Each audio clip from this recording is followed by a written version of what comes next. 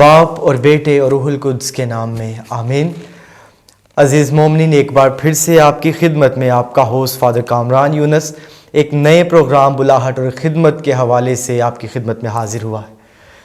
आज हम एक बार फिर से बुलाहट की कहानी सुनने वाले हैं। इससे पहले कि हम बुलाहट की कहानी को सुने, मैं खुदा का शुक्रिया अदा करता हूँ जिसने हमें ये मौका फ़राहम किया है कि हम अपने इस चैनल की वसातत से बहुत सारी बुलाहटों को आप तक पहुँचा सकते हैं।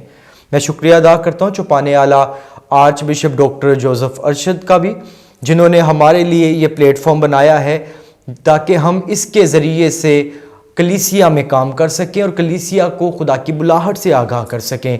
मैं अपनी सारी टीम आवे मारिया चैनल का भी शुक्रिया अदा करता हूँ। और आज हमारे दरमियान एक नौजवान खुदा की खादिमा जिन्होंने अपनी ज़िंदगी खुदा के लिए वक्फ़ की, और बड़ा खूबसूरत गीत इनको देख के याद आता है, जवानी के दिनों में जो खुदा को याद करते हैं। तो इनकी ज़िंदगी को देख के मुझे महसूस होता है कि जैसे खुदा वाकई ही अपने काम को इन नौजवानों के ज़रिए से करवाना चाहता है। तो आइए इन सिस्टर के बारे में जानने से पहले इनकी ज़िंदगी के थोड़ी सी झलकियाँ देखते हैं।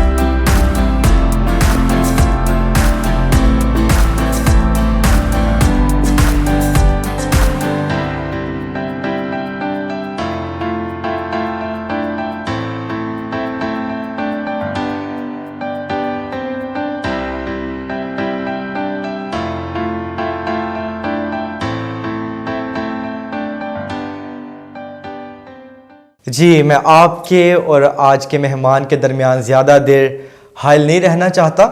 हमारे आज की मेहमान हमारे सेट पे मौजूद हैं। हम सिस्टर रुखसाना सलामत FSP को अपने इस आवे मारिया चैनल के सेट पे खुश आमदीद कहते हैं। सिस्टर जी, आपका स्वागत है, खुश आमदीद जी आया नू, और बड़ी खुशी है कि आज आप हमारे सेट पे आई हैं। हम तहे दिल से मशकूर हैं कि आपने अपना कीमती वक्त निकाल के हमारे इस चैनल को दिया है। तो आप कैसा महसूस कर रही हैं आज हमारे चैनल पे आके?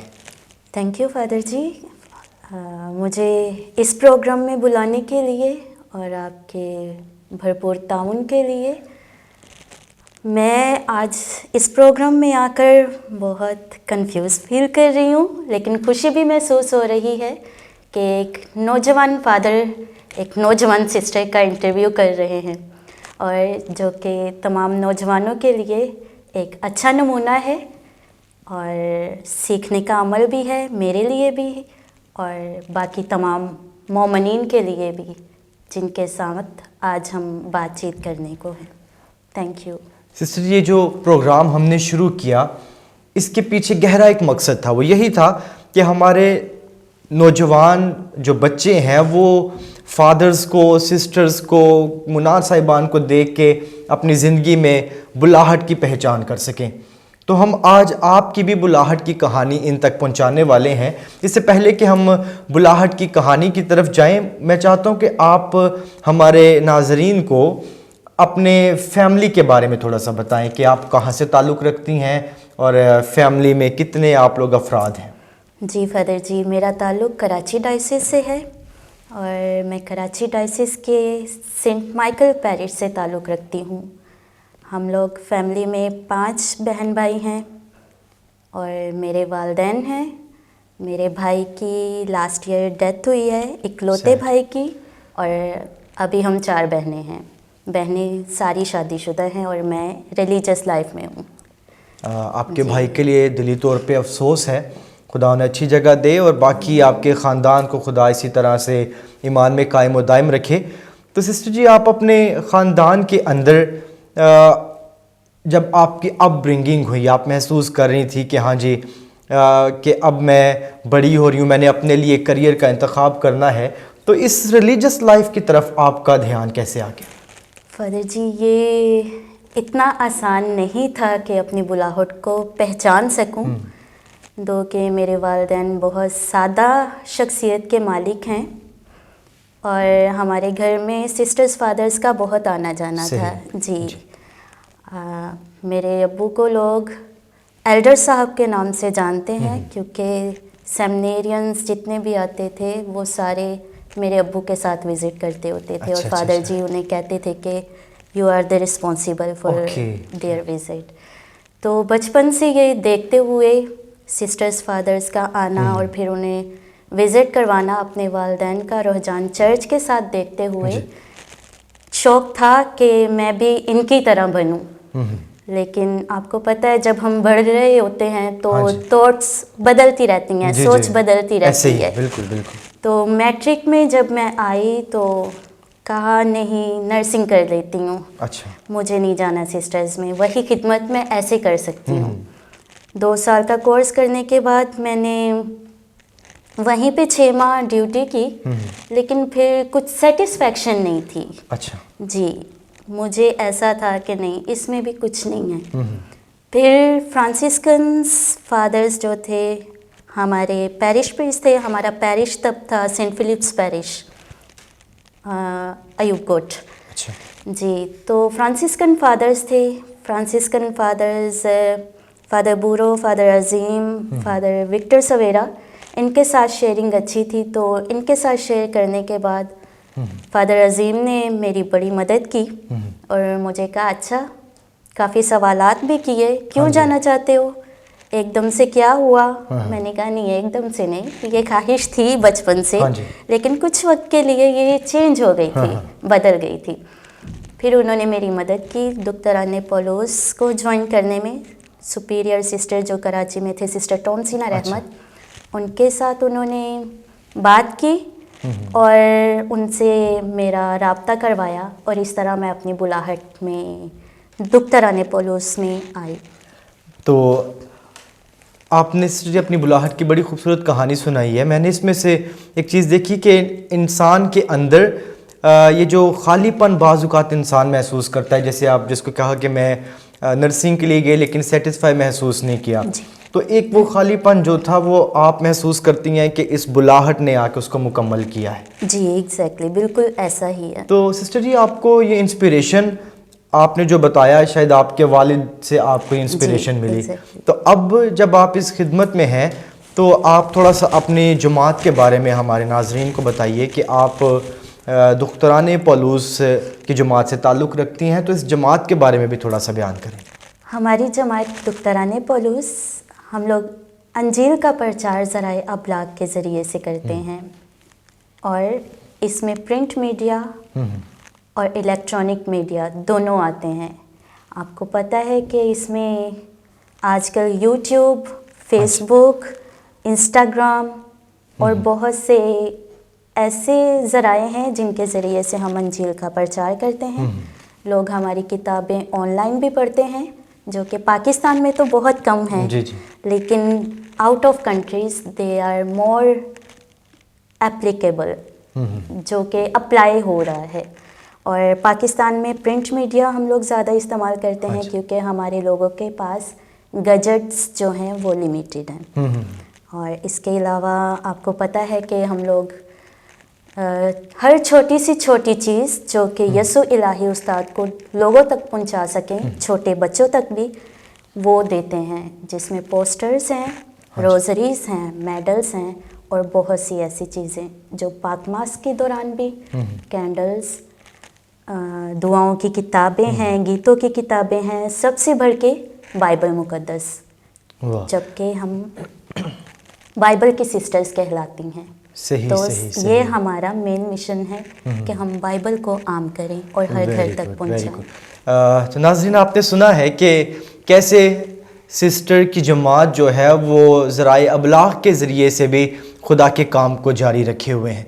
आज के इस दौर के अंदर जबकि मीडिया इतना वास्ट है और फास्ट है, इस दौर के अंदर बाज़-औक़ात रिलीजियस चीज़ों की तरफ ध्यान कम जाता है, लेकिन इनकी खिदमत को देख के मैं इनकी पूरी जमात को सराहता हूँ कि वो इस मिशन को थामे हुए हैं और ज़राए अबलाग के ज़रिए तक से आप लोगों तक पहुँचाते हैं।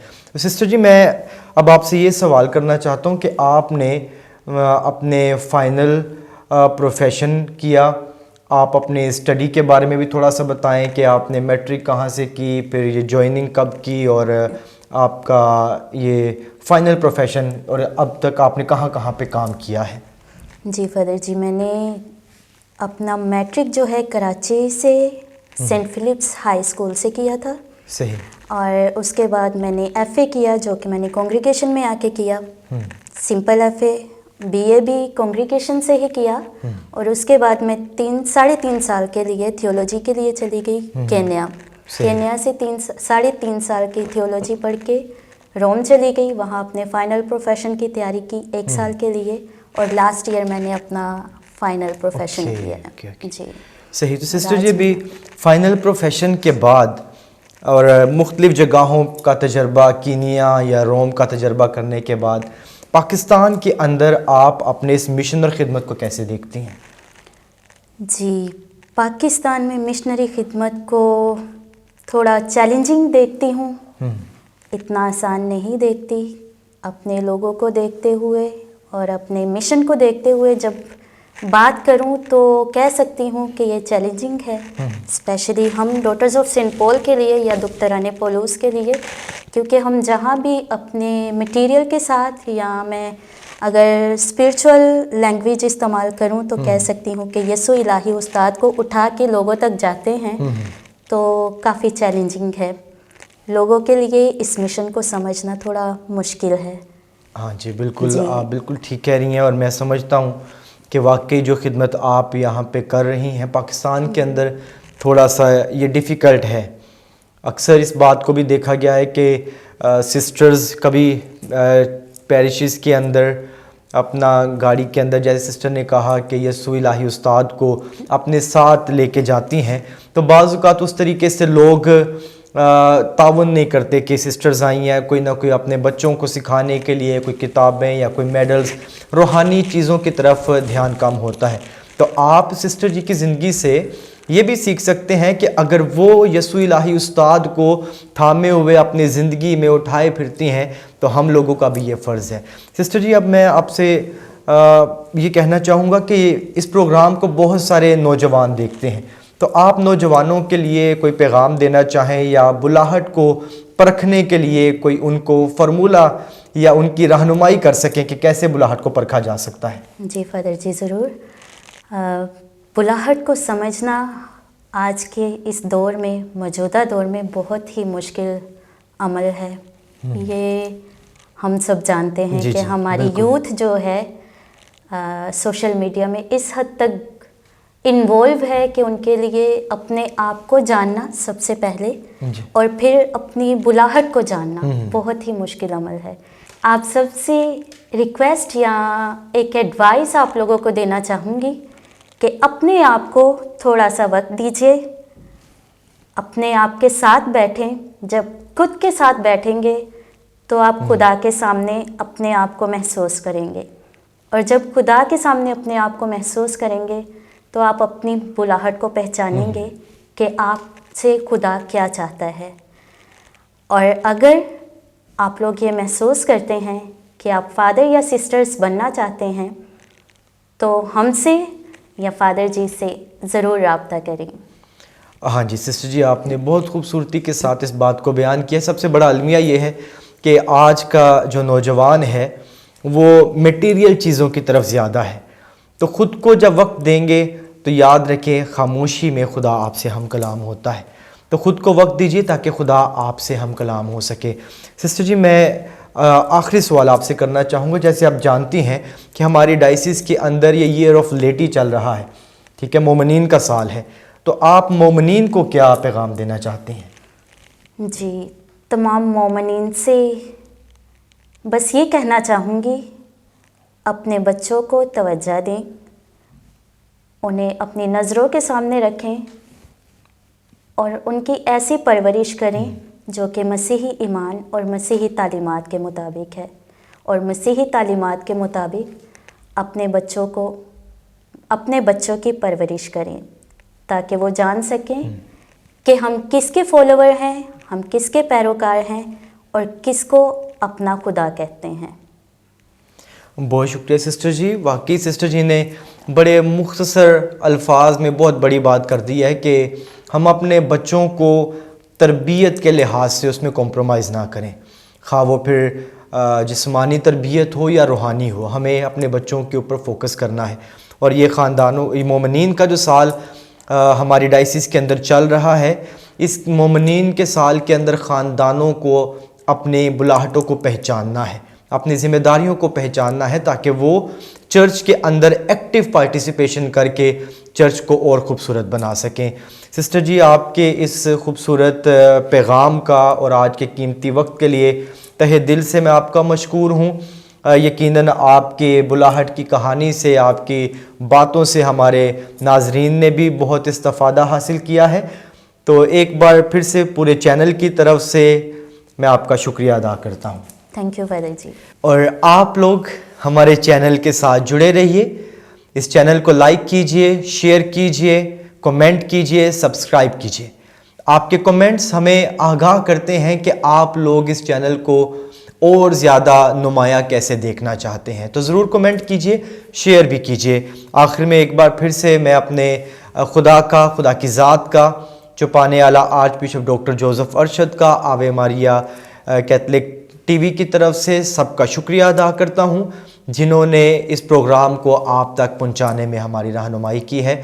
बहुत बहुत शुक्रिया। ख्याल रखिए। बहुत जल्द मिलते हैं एक नई बुलाहट और ख़िदमत की कहानी के साथ।